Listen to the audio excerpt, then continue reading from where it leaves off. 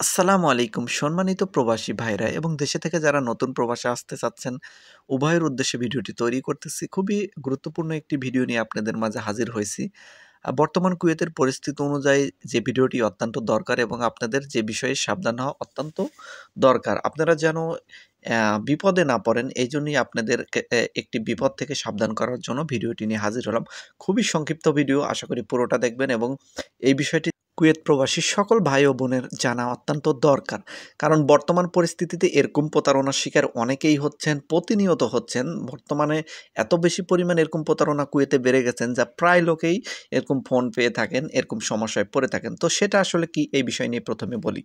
প্রথমত আপনাকে বলি কুয়েতে অনলাইন প্রতারণার ফাঁদ আছে অনেক। এই অনলাইন প্রতারণার ফাঁদে যেন কেউ না পা দেন। তবে অনলাইন প্রতারণার ফাঁদে যদি আপনি নাও পা দেন, আপনি যদি সাবধানতা অবলম্বন করেন, তারপরও একটি প্রতারণার ফাঁদে আপনি পড়ে যেতে পারেন, যে বিষয়টি আমি আপনাদেরকে এখন সতর্কতা অবলম্বন করার জন্য দাবি জানাচ্ছি। সেটা হচ্ছে আপনার যে নাম্বার আছে, আদি নাম্বার আছে, কুয়েতের যে নাম্বার আছে, সেই নাম্বারে আপনাকে ফোন করা হবে। ফোন করে তারা পরিচয় দেবে, হয়তো কোনো ব্যাংকের এজেন্ট ফোন করছে বা ব্যাংক থেকে ফোন করে আপনাকে ব্যাংকের নাম সহ বলা হবে। এমনভাবে তারা কথা বলবে যেন মনে হবে যে সেই ব্যাংক থেকেই আপনাকে ফোন দেওয়া হয়েছে এবং ব্যাংক থেকে ফোন দেওয়ার পরিচয় দিয়ে আপনাকে বলা হবে, অ্যাকাউন্ট নাম্বার জিজ্ঞেস করা হবে বা আপনার অ্যাকাউন্ট সম্পর্কে তথ্য চাইবে। আ অনেক প্রবাসী ভাইরা আছেন এই বিষয়টি ফোন পাওয়ার সাথে, সাথে ঘাবড়ে যান বা এই বিষয়টি মনে করেন যে আমার তো ব্যাংকের অ্যাকাউন্ট আছে, তাহলে কি সেখান থেকেই ফোন করছে? আমি যদি না বলি তাহলে আবার আমার অ্যাকাউন্টের কোনো সমস্যা হবে কিনা? যেহেতু সব প্রবাসী ভাই ও বোনদেরই ব্যাংক অ্যাকাউন্ট আছে এবং ব্যাংক কার্ড আছে। তো সবারই এই বিষয়টি অবশ্যই জানা দরকার যে আপনাদের যদি কোনো কুয়েত থেকে কোনো ব্যাংকের কথা বলে কেউ ফোন দেয়, অবশ্যই তাদেরকে তথ্য দেবেন না। অবশ্যই এটা প্রতারণা, এটা মনে রাখবেন। কারণ ব্যাংক থেকে আপনাকে কখনো ফোন দেওয়া হবে না। ব্যাংক থেকে যদি আপনাকে কোনো নোটিশ করা হয়, সেটা অবশ্যই ইমেইল করা হবে অথবা এসএমএস এর মাধ্যমে আপনাকে জানানো হবে। আর ব্যাংক থেকে যদি কোনো সমস্যা হয় বা কোনো রকম ঝামেলা হয়, সেটা অবশ্যই আপনার কোম্পানিকে জানানো হবে আগে। আবার আপনার মোবাইলেও এসএমএস করে দিতে পারে। কিন্তু ব্যাংক থেকে কখনো কিন্তু আপনাদেরকে ফোন করে জানার জন্য ফোন করবেন না। তো যার কারণে ব্যাংক জড়িত এই সমস্ত ফোন যদি আপনাকে আসে, অবশ্যই আপনি এটা এড়িয়ে যাবেন এবং তারা যে তথ্যগুলো চায় অবশ্যই তথ্যগুলো দেবেন না। তথ্যগুলো দিলে যেকোনো একটা বিপদে আপনি পড়ে যাবেন। আপনার অ্যাকাউন্ট হ্যাক হতে পারে, আপনার অ্যাকাউন্টে কোনো টাকা থাকলে সেটা তারা হাতিয়ে নিতে পারে। তো অবশ্যই এই বিষয়ে কিন্তু আপনারা সাবধানতা অবলম্বন করবেন। এরকম ঘটনা কিন্তু অহরহ ঘটছে। আমার রুমমেট একজনের সাথেও কালকে ফোন দিয়েছিল। এরকম বিষয় নিয়ে আমি কথা বলছি তাদের সাথে। তো এগুলো বিষয় নিয়ে আসলে দেখলাম যে তারা প্রতারণার ফাঁদ কিভাবে তৈরি করছে। এমনভাবে তারা কথা বলবে যেন মনে হবে যে লিগ্যালি ব্যাংক থেকে ফোন করা হয়েছে। তো এটা শুধু একমাত্র নয়, আরো একটি সমস্যা আছে, সেটা হলো আকামা। আপনারা যারা আকামা আমরা জানি কুয়েতে যারা অবস্থান করেন, আকামা হলো সবচেয়ে মূল।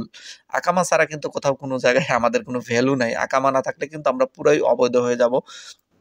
তো আকামা কিন্তু প্রত্যেকটা প্রবাসীরই আছে। এজন্য এটা গুরুত্বপূর্ণ।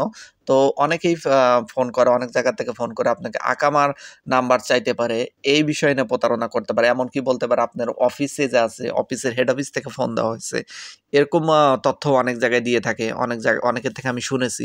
তো আমি আসলে এই বিষয়টি নিয়ে অনেকদিন ধরে একটু ঘাটাঘাটি করতেছিলাম যে আসলে এটা কি সবার সাথেই ঘটে নাকি শুধু ১-২ জনের? তো আমি দেখতেছি, আমি যে আমার সার্কেল আছে বা আরো যাদের সাথে প্রবাসী আছে তাদের সাথে কথা বলে দেখলাম প্রায় নাম্বারই এরকম ফোন করা হয়। প্রায় জায়গায় ট্রাই করা হয়। বিশেষ করে যারা নতুন প্রবাসী আছে, নতুন যারা সিম কেনে তাদেরকে বেশি বিভ্রান্তর মধ্যে ফালানোর চেষ্টা করা হয়। তো যে দেখা যাচ্ছে পুরাতন সিমগুলোতে একটু কম ফোন দেয়। তারা আসলে বুঝতে পারে যে কোন সিমগুলোতে ফোন দিলে কাদেরকে এই বিভ্রান্তর মধ্যে ফালানো যাবে। তো যাই হোক, আপনারা যারা নতুন আসবেন তারা কিন্তু এই বিষয়টা অবশ্যই সাবধানতা অবলম্বন করবেন। নিজের অফিসের ফোন ছাড়া তেমন একটা কোনো ফোনে গুরুত্ব দেবেন না এবং নিজের আত্মীয়স্বজনের ফোন ছাড়া তেমন একটা কোনো নাম্বার থেকে ফোন আসলেও অতটা গুরুত্ব দেবেন না। কোনো তথ্য চাইলে অবশ্যই দেবেন না। যদি আপনি কথা বলতে না পারেন, আরবি যদি ফেস করতে না পারেন, যে নতুনদের উদ্দেশ্যে পড়তেছি, তাহলে আপনার বড় ভাই অভিজ্ঞ যারা আছে তাদেরকে দেবেন এবং যারা আরবি জানেন, ভালো কুয়েত সম্পর্কে অভিজ্ঞতা আ অর্জন করেছেন, তারা তো অবশ্যই জানেন এই প্রতারণা সম্পর্কে। এমনকি আমার থেকে অনেকেই বেশি জানেন, যারা আমার থেকে পুরাতন লোক আছেন। তো আমি এটা মানি যে আমার থেকে অনেকেই বেশি জানেন, বেশি জ্ঞানী। তারা এই বিষয়টা হ্যান্ডেল করতে পারেন। আমার থেকেও ভালো। তো যাই হোক, যারা কুয়েতে অবস্থান করতেছেন নতুন পুরাতন সবার জন্য শুভকামনা জানিয়ে আজকের মতো ভিডিওটা এখানেই শেষ করতেছি। অবশ্যই এই বিষয়গুলো নিয়ে আপনারা সাবধানতা অবলম্বন করবেন আশা করি। তো সবাই ভালো থাকবেন। আজকের মতো এখানেই বিদায় নিচ্ছি। আল্লাহ হাফেজ।